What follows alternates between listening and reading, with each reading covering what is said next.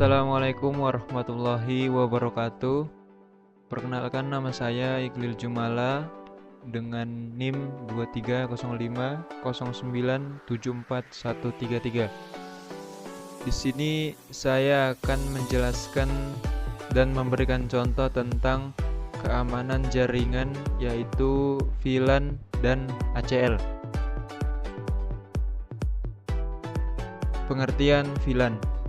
VLAN atau Virtual Local Area Network adalah sebuah metode untuk membuat jaringan lokal atau LAN secara virtual dalam satu perangkat jaringan fisik, seperti switch. VLAN memungkinkan pembagian jaringan menjadi beberapa segmen logis yang terpisah, meskipun perangkat-perangkatnya secara fisik berada dalam satu jaringan yang sama. Dengan VLAN, perangkat-perangkat yang tergabung dalam satu VLAN bisa saling berkomunikasi, sementara perangkat yang berbeda di VLAN lain tidak bisa mengakses data VLAN tersebut kecuali melalui perangkat routing yang mengatur antara VLAN atau inter-VLAN routing. Kegunaan dari VLAN yaitu segmentasi jaringan, memisahkan jaringan berdasarkan fungsi, departemen, atau jenis penggunaan, misalnya AR, IT, atau tamu. Yang kedua, keamanan. Data dari satu VLAN tidak bisa diakses oleh VLAN lain secara langsung, sehingga meningkatkan keamanan jaringan. Yang ketiga, efisiensi dan performa. Mengurangi broadcast domain sehingga lalu lintas jaringan lebih efisien dan tidak membebani seluruh jaringan. Yang keempat, kemudahan manajemen. Lebih mudah dalam mengatur dan pengelompokan perangkat berdasarkan logika, bukan lokasi fisik. Yang terakhir, skalabilitas. Memungkinkan desain jaringan yang lebih fleksibel dan mudah dikembangkan. Cara kerja VLAN.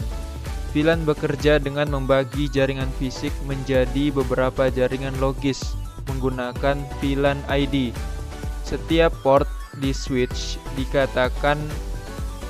dikaitkan dengan satu VLAN atau access port atau lebih trunk port.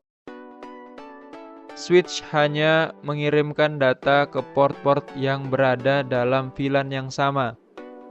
Data yang lewat trunk port diberi tanda tag VLAN menggunakan protokol IEEE dengan nomor 802.1Q agar switch atau router tahu data itu milik VLAN mana. Komunikasi antar VLAN tidak bisa langsung, melainkan harus lewat router atau switch layer 3 yang melakukan inter-VLAN routing. VLAN memisahkan jaringan secara logis dalam satu perangkat fisik. Ini meningkatkan keamanan, efisiensi, dan kemudahan manajemen jaringan. Komunikasi antara VLAN hanya bisa terjadi melalui perangkat yang bisa melakukan routing. Selanjutnya yaitu pengertian ACL. Access Control List atau ACL adalah daftar yang digunakan untuk mengontrol hak akses terhadap sumber daya dalam suatu sistem, seperti file, folder, atau jaringan. ACL mencatat siapa user atau grup yang boleh melakukan apa, misalnya membaca, menulis, mengeksekusi terhadap suatu objek. ACL banyak digunakan dalam sistem operasi seperti Linux dan Windows, serta perangkat jaringan seperti router dan firewall. Kegunaan ACL. Yang pertama, mengatur keamanan sistem, membatasi siapa yang dapat mengakses file atau jaringan tertentu. Yang kedua, melindungi data sensitif, memberikan hak akses hanya kepada user yang berwenang. Yang ketiga, mengontrol lalu lintas jaringan. Dalam jaringan, ACL biasa menentukan paket mana yang boleh lewat dan mana yang diblokir. Yang keempat, membantu audit dan compliance, menunjukkan siapa yang memiliki akses terhadap apa, mendukung kebijakan keamanan. Cara kerja ACL. ACL bekerja dengan cara mencocokkan permintaan akses terhadap daftar aturan yang telah ditentukan. Jika cocok, sistem menentukan apakah akses diizinkan atau ditolak. Nah, berikut cara kerja secara umum. Yang pertama, A. File system ACL, contohnya di Linux atau Windows. Yang pertama itu ACL disimpan bersama file atau directory. Yang kedua, ketika pengguna ingin mengakses file, sistem memeriksa ACL. Yang ketiga, ACL akan menunjukkan izin untuk user atau grup tertentu, read, write, dan execute. Yang keempat, sistem mengizinkan atau menolak berdasarkan entry di ACL. Selanjutnya B, network ACL, contohnya di router atau firewall. ACL ditulis sebagai daftar aturan atau rules di perangkat jaringan. Yang kedua, setiap aturan diberi kondisi seperti alamat IP, port, dan protokol, dan tindakan, yaitu izin atau blokir. Yang ketiga, paket data diperiksa satu persatu berdasarkan aturan ACL secara berurutan. Yang keempat, aturan pertama yang cocok akan dijalankan first match wins. Yang terakhir, jika tidak ada yang cocok, biasanya defaultnya adalah DNI. Nah, kesimpulannya, VLAN dan ACL. VLAN adalah teknologi yang memungkinkan segmentasi jaringan secara logis dalam satu perangkat jaringan fisik. Dengan VLAN, perangkat dapat dipisahkan ke dalam kelompok-kelompok virtual untuk meningkatkan keamanan, efisiensi, dan pengelolaan jaringan. VLAN membantu meminimalkan broadcast, meningkatkan performa, dan memungkinkan pengelompokan perangkat berdasarkan fungsi atau departemen, bukan lokasi fisik. Sedangkan ACL adalah mekanisme keamanan yang digunakan untuk mengatur dan mengontrol akses terhadap sumber daya dalam sistem atau jaringan ACL, menentukan siapa yang boleh mengakses, apa yang digunakan untuk menyaring lalu lintas berdasarkan IP, protokol, atau port. Sedangkan dalam sistem file, ACL digunakan untuk mengatur hak akses penggunaan terhadap file atau folder. VLAN dan ACL sering digunakan bersama dalam infrastruktur jaringan.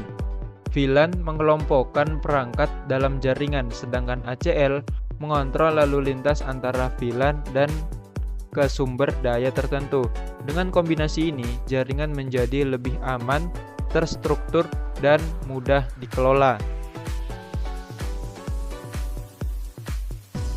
Oke, selanjutnya, nah di sini ada sebuah studi kasus, yaitu Anda adalah seorang administrator jaringan di sebuah perusahaan yang memiliki dua divisi utama, yaitu Departemen IT dan Departemen Keuangan.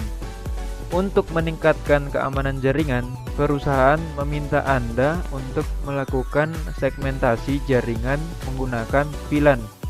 serta menerapkan akses control list sebagai firewall untuk membatasi akses antara divisi. Spesifikasi project yaitu topologi jaringan dengan 1 router, 2 switch, dan 4 PC. Di sini kita menggunakan aplikasi Cisco. Langsung saja kita masuk ke aplikasinya. Nah, di sini sudah ada 1 router, 2 switch, dan 4 PC. Di mana di switch pertama itu ada departemen IT dan di switch kedua itu ada departemen keuangan. Dan 4 PC yaitu PC 0, PC 1, PC 2, dan PC 3. Sebelum kita menjalankan keempat PC ini, yaitu kita yang pertama masuk ke router, terus ke CLI, terus kita mengisi di sini. Nah, ini sudah terisi. Itu yang pertama, dari sini dari router, enable, router, count, dan seterusnya. Ini sudah terisi ya. Terus selanjutnya ada departemen IT, sama juga kita buka di bagian CLI-nya. Nah, yang diisi terus di bagian sini itu sudah terisi, bisa dilihat, itu switch, terus enable, sama. Selanjutnya itu departemen keuangan di switch yang kedua, itu juga sama, buka di bagian CLI-nya dan diisi. Isinya di sini switch, terus enable, sama kayak di departemen IT dan router tadi. Nah, terus jika dari router switch 1 dan switch 2 udah terisi, yaitu departemen IT dan departemen keuangan itu sudah diisi, selanjutnya kita ke PC 0. Kita ke IP. Nah, di sini teman-teman jangan harus mengisi di bagian desktop, terus mengisi di IP address, mengisi IP teman-teman, yaitu 192, 168, dan 28 ini tanggal lahir saya isikan di sini 28.10. Terus subnext mask sini 255, 255, 255. Dan terus default gateway itu dari 192.168.2.1. Ini untuk PC 0. Nah, sementara di PC 1 kita buka IP, itu sama di IP address-nya, yang membedakan cuma tadi yang di PC 0 itu angka terakhirnya itu adalah 10. Sementara yang di PC 1 itu 2 digit terakhirnya itu 11. Dan juga yang membedakan di PC 0, PC 1 di bagian default gateway-nya. Tadi di PC 0 itu cuma 192.162.2 langsung titik 1. Tapi di sini di PC 1 yaitu 192.168 langsung isi tanggal lahir 28 dan 1. Oke. Selanjutnya mari kita coba di PC ini.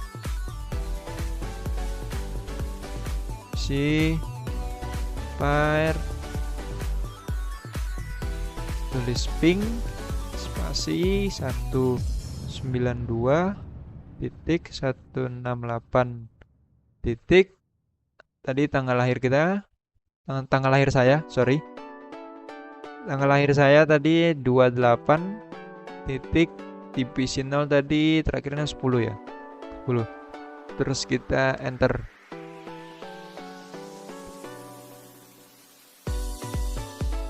Nah, jika munculnya seperti begini, berarti udah berjalan. atau sudah benar ya, kemunculan seperti gini. Silang kita coba mengirimkan pesan ya dari PC 0 ke PC 1, apakah bisa? Ternyata bisa, yaitu successful.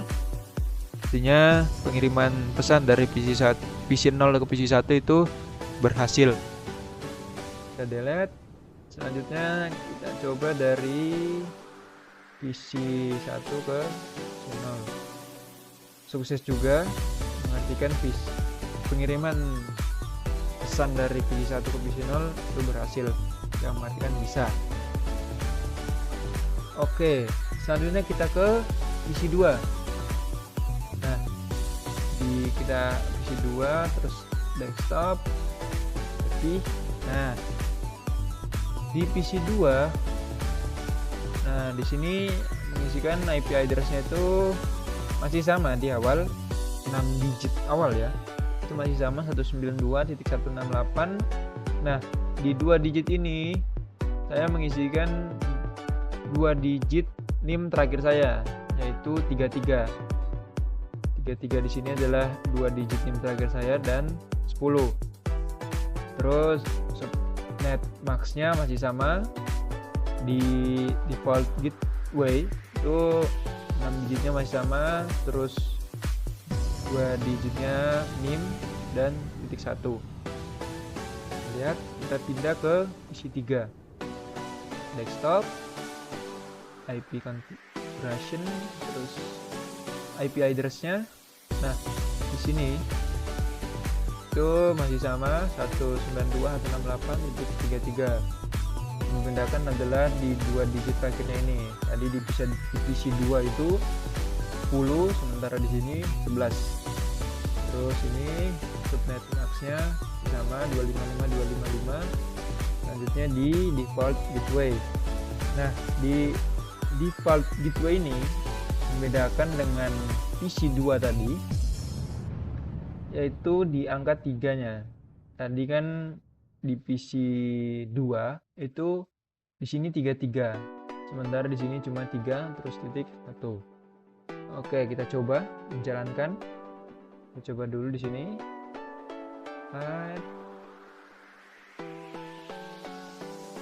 Ping. Tik ping ya. Spasi 192.168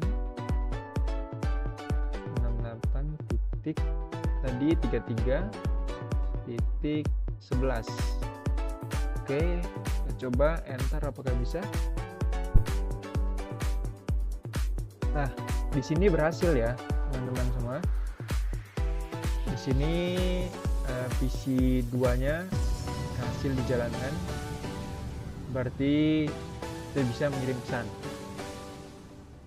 Kita coba di PC 3-nya.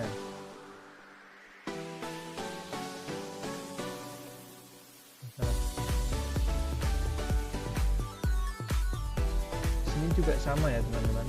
Ya, sama ping terus 192 titik 168 titik 33. Kok bisa? Nah, sama ya teman-teman.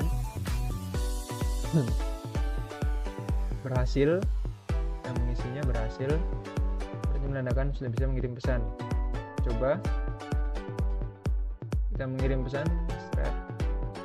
dari PC 2 ke PC 3. Kalau bisa, saya teman-teman dilihat successful, yang mengartikan pesan dari PC 2 ke PC 3 itu bisa. Nah, delete. Kita coba lagi dari PC 3 ke PC 2. Apakah bisa? Oh, maaf. PC 3 ke PC 2. Oh ya, sukses ya. Berarti dari PC 3 ke PC 2 itu bisa mengirim pesan. Nah, sekarang kita coba dari PC 1 ke PC 3, itu apakah bisa? Coba progress, dan ternyata file, mengartikan pesan dari PC1 ke PC3 itu tidak bisa. Oke, sekian dari saya. Assalamualaikum warahmatullahi wabarakatuh.